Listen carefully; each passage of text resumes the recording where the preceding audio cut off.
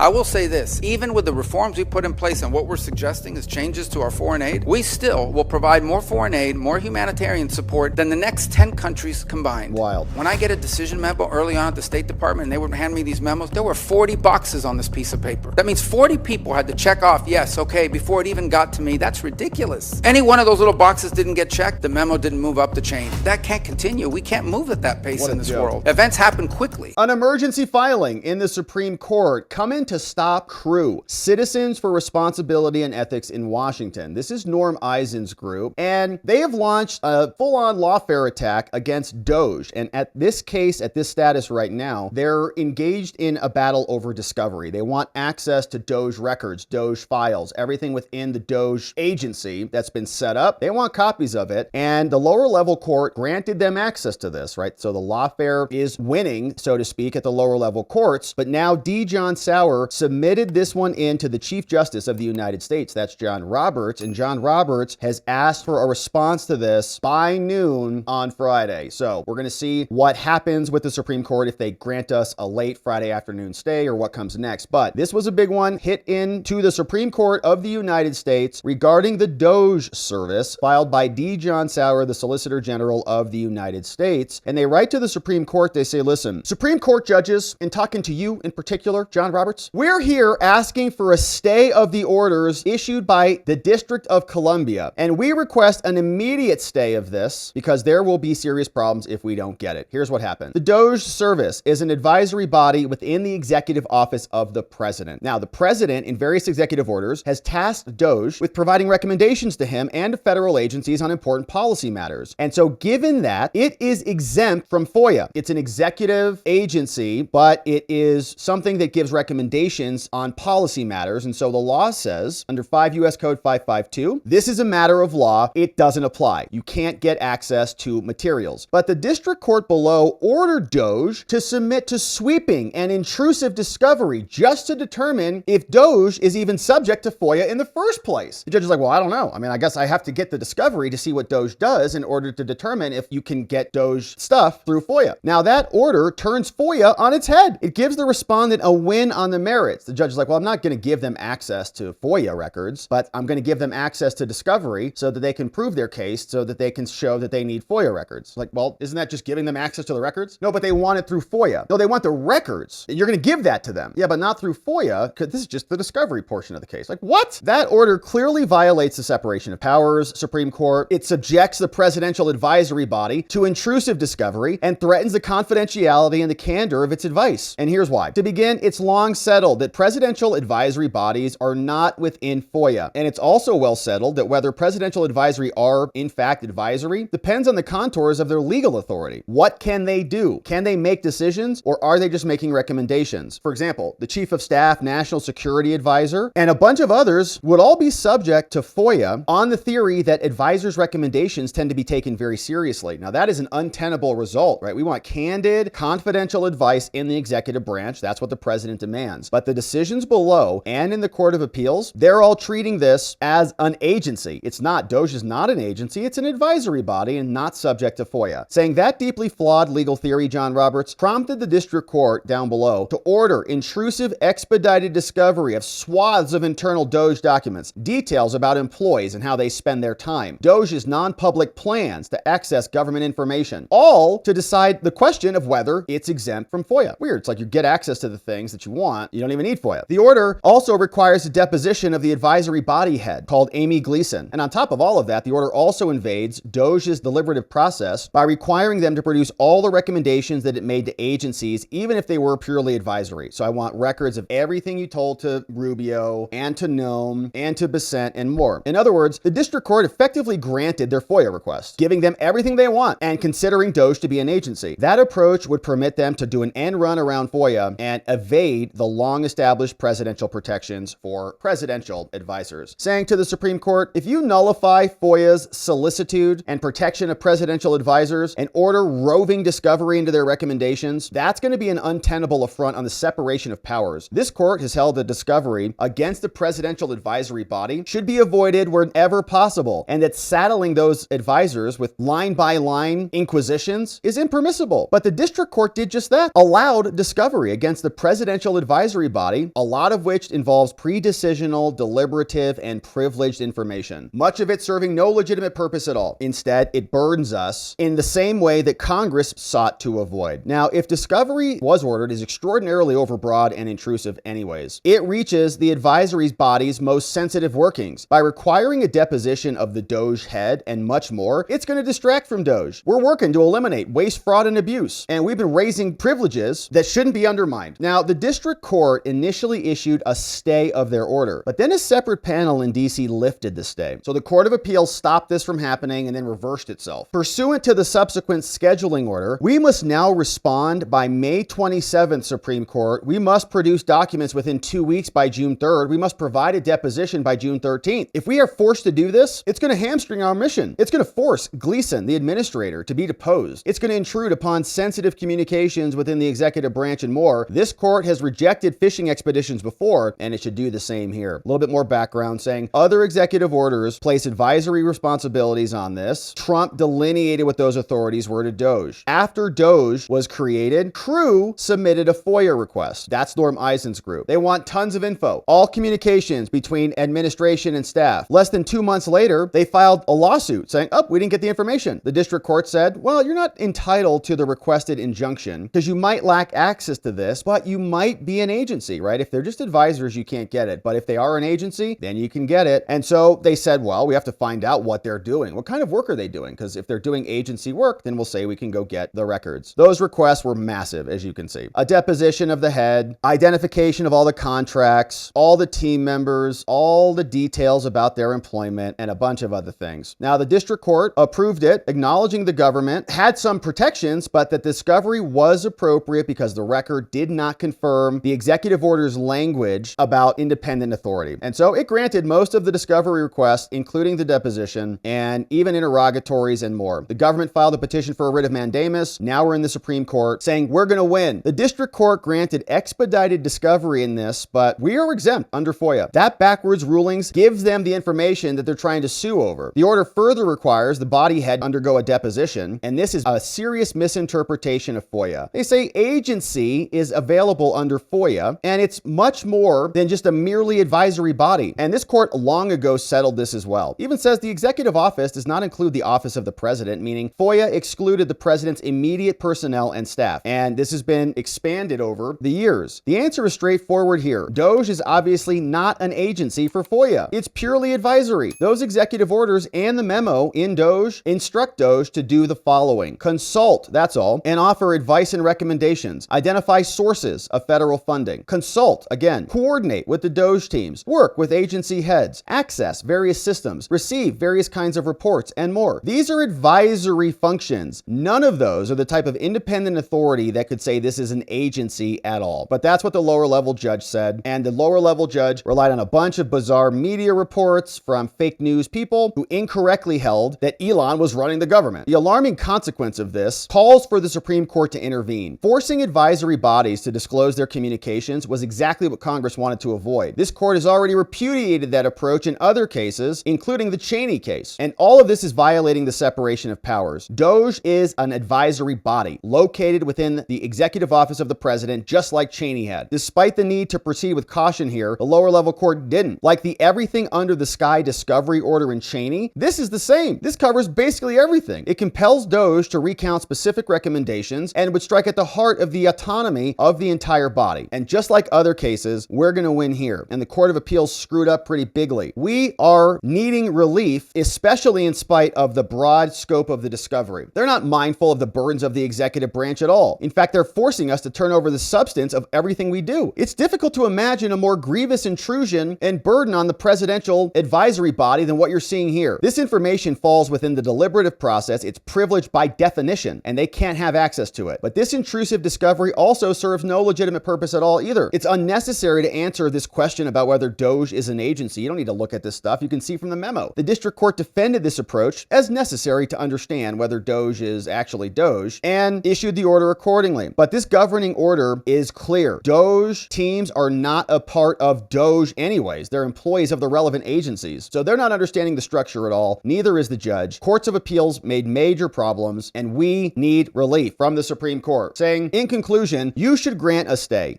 D. John Sauer, the Solicitor General, respectfully requests this court grant an administrative stay, tolling the imminent deadlines that are coming up, as we saw. The lower court ordered us to provide responses and raise privileges within weeks, but these are fast approaching, and so stop this now. This court should stay these orders and stop this from happening. We also request an immediate stay of the other discovery orders, all respectfully submitted by D. John Sauer. So we'll see what the Supreme Court does on that. We've got some deadlines coming up from the lower level court, and their case law seems pretty good. If they can refer to Cheney, and the court carved out a nice protection for Cheney and executive privilege, why would DOGE be any different? The reason they hate DOGE so much is because it was instrumental in stopping their grift, in particular with USAID, all the NGOs, the illegal invasion, and more. Here was Rubio explaining this to Congress. I will say this, even with the reforms we put in place and what we're suggesting is changes to our foreign aid, we still will provide more foreign aid, more humanitarian support than the next 10 countries combined. Wild. Than the entire OECD, and far more than China. China doesn't do humanitarian aid. China does predatory lending. That's what Belt and Road Initiative is. That's what all of their aid. They have